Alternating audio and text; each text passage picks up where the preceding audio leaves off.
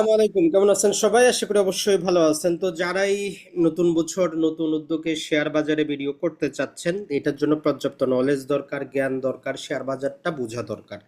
কিন্তু আমাদের বাংলাদেশের প্রেক্ষাপটে আমরা শেয়ার বাজার বলতে বুঝি যে সেখানে আমরা টাকা পয়সা ইনভেস্ট করব, টাকা পয়সা ইনভেস্টমেন্টের পরে সেটা আমাদের 10 দিন 20 দিনে 1 মাসে টাকাটা 3 গুণ 10 গুণ 100 গুণ বাড়বে, আমরা লাভবান হব।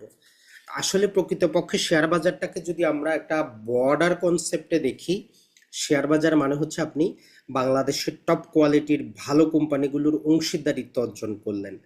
যেমন ধরেন যে আপনার একটা ভালো ব্যবসা চলতেছে, আপনি কি আমাকে অংশীদার হিসাবে নিবেন? নিবেন না, আপনার টাকারও দরকার নাই।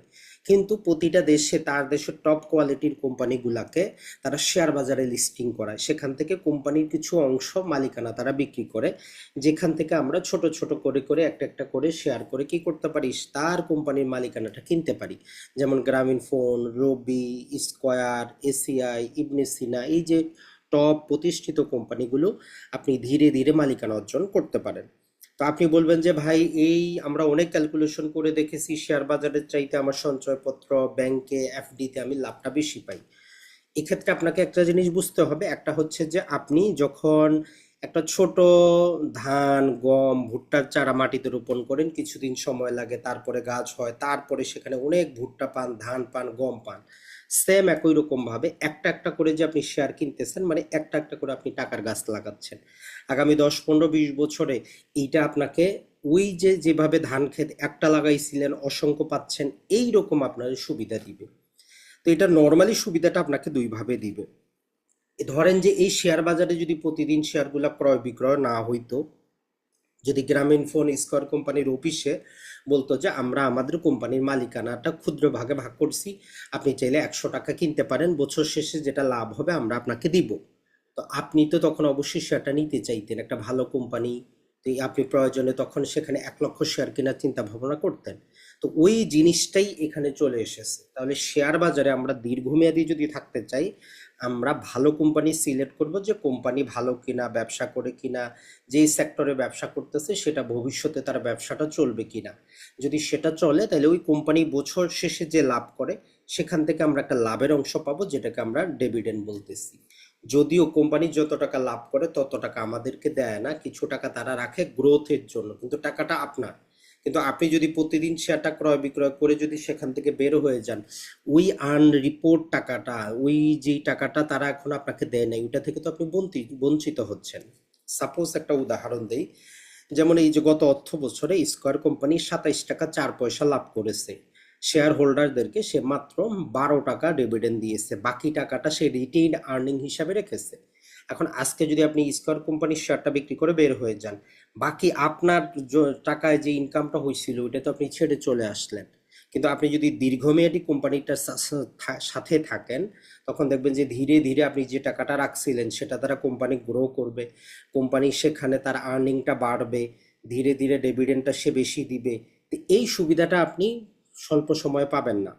আর পাশাপাশি আপনি যে টাকার গাছগুলো ভালো ভালো কোম্পানিতে লাগাইলেন, অল্প অল্প করে আপনি কিনতে পারতেছেন। একটা শেয়ার মানে 200 টাকা 500 টাকা দিয়ে একটা শেয়ার কিনতে পারতেছেন। যদি আগামী 15 বছরে আপনি 1 লক্ষ শেয়ার কিনতে পারেন, এরপরে আপনার পেনশন নিয়ে টেনশন করতে হবে না। যখন বয়স হয়ে যাবে, যখন বৃদ্ধ হয়ে যাবেন, কোনো ইনকাম সোর্স থাকবে না, ছেলে মেয়ে স্ত্রীর দিকে আপনার হাত পাততে হবে না। আপনার একটা বাড়ি ছিল, ভূমিকম্পে ধ্বংস হইতে পারে, আগুন লাগে যাইতে পারে, মানুষ দখল করতে পারে, কিন্তু শেয়ার বাজারে আপনার এই জিনিসটা কেউ দখল করবে না, চোর ডাকাতের কোনো ভয় নাই। তো এই জন্য একটু চিন্তা করেন যে আপনি যত টাকারই মালিক হন, ধীরে ধীরে ছোট ছোট করে টাকার গাছ লাগাইতে থাকেন। এই ভালো টপ কোয়ালিটির শেয়ার কিনা মানে টাকার গাছ কিনা। শেয়ার বাজারে 10 টাকা দাম বাড়বে, 10 টাকা দাম কমবে, এটাতে আপনার টেনশন নেওয়ার কোনো কারণ নাই।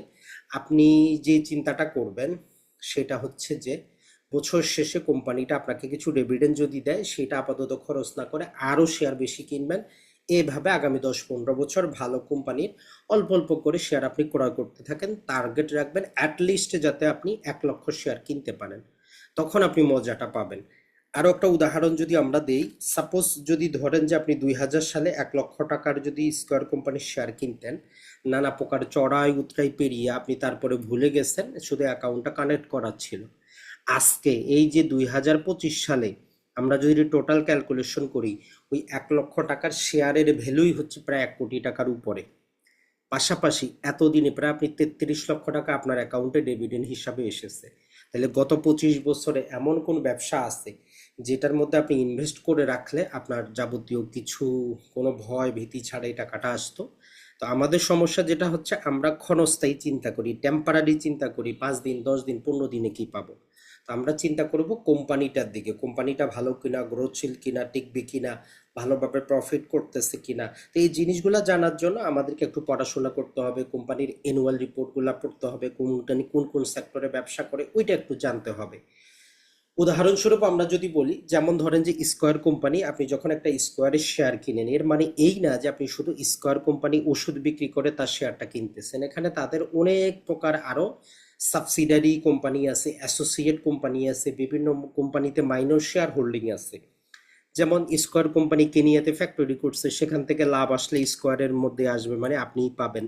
স্কয়ার কোম্পানি ফিলিপিনে, সেখানে তারা সেখান থেকে বিক্রি করবে, সেই কোম্পানিটার লাভও আপনি পাবেন। স্কয়ার হসপিটাল থেকে গত 10 বছর যাবত তারা কোনো লাভই নিচ্ছে না, সেখানে আনরিপোর্টেড লাভগুলো জমা হয়ে আছে। স্কয়ার ফ্যাশন বলে তাদের পোশাক খাতের কোম্পানি আছে, গত 10 বছরও তারা সেখান থেকে কোনো লাভ নেয় নাই, লাভগুলো সেখানে জমা হয়ে আছে। এটা ছাড়া ইউনাইটেড হসপিটালেও তাদের হিউজ পরিমাণ ডিপোজিট করা আছে, সেখান থেকেও তারা এখনো লাভগুলা তারা এখনো কাউন্ট করে নাই। তো এই যে জিনিসগুলা, আপনি শুধু ওই যে ইপিএস আর এটা দেখে তো হবে না, আপনাকে চিন্তা করতে হবে আনরিপোর্টেড আরো কোনো উৎস আছে কিনা, আয়ের সোর্স আছে কিনা।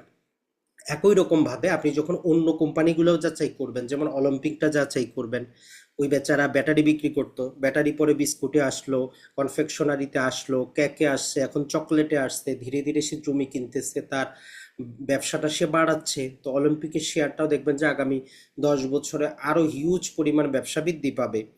এরকম একই রকম ভাবে যেমন যে রড কোম্পানিগুলো আছে, নতুন কোনো সেক্টরে বিনিয়োগ করতেছে কিনা। এই জিনিসগুলো আপনি কোথায় পাবেন? এই জিনিসগুলো আপনি কোম্পানির অ্যানুয়াল রিপোর্টে পাবেন। পুরাতন গত 5-10 বছরের প্রয়োজনে প্রতিটা অ্যানুয়াল কোম্পানির প্রতিটা রিপোর্ট আপনি একটু পড়ার চেষ্টা করবেন, তখন ধীরে ধীরে আপনি বুঝতে পারবেন। মনে রাখবেন, আপনি যদি হিউজ পরিমাণে বিনিয়োগ করতে চান, ধীরে ধীরে আপনি কোম্পানিটাকে বোঝার চেষ্টা করেন। বেশি থেকে বেশি 5টা 6টা বা ম্যাক্সিমাম 8টা কোম্পানিতে আপনি যদি ধরলাম যে 1 লক্ষ টাকা করে, 8 লক্ষ টাকা বিনিয়োগ করে আপনি ঘুমিয়ে যান, আগামী 25 বছরে মানে 2050 সালে আপনি যদি ঘুম থেকে উঠেন, এই 8 লক্ষ টাকা যেটা আপনি বিনিয়োগ করলেন, একটা দুইটা কোম্পানি যদি ডাউনেও চলে যায়, বাকি 5টা কোম্পানিও যদি ঠিক থাকে, এই 5টা কোম্পানি আপনাকে ওই যে আপনার বৃদ্ধকালে এই পরিমাণ টাকা পয়সা দিবে যে আপনি দান সদকা করে ছেলে মেয়েদেরকে দিয়ে নিজে যতদিন জীবিত থাকবেন স্বাধীনভাবে চলতে পারবেন।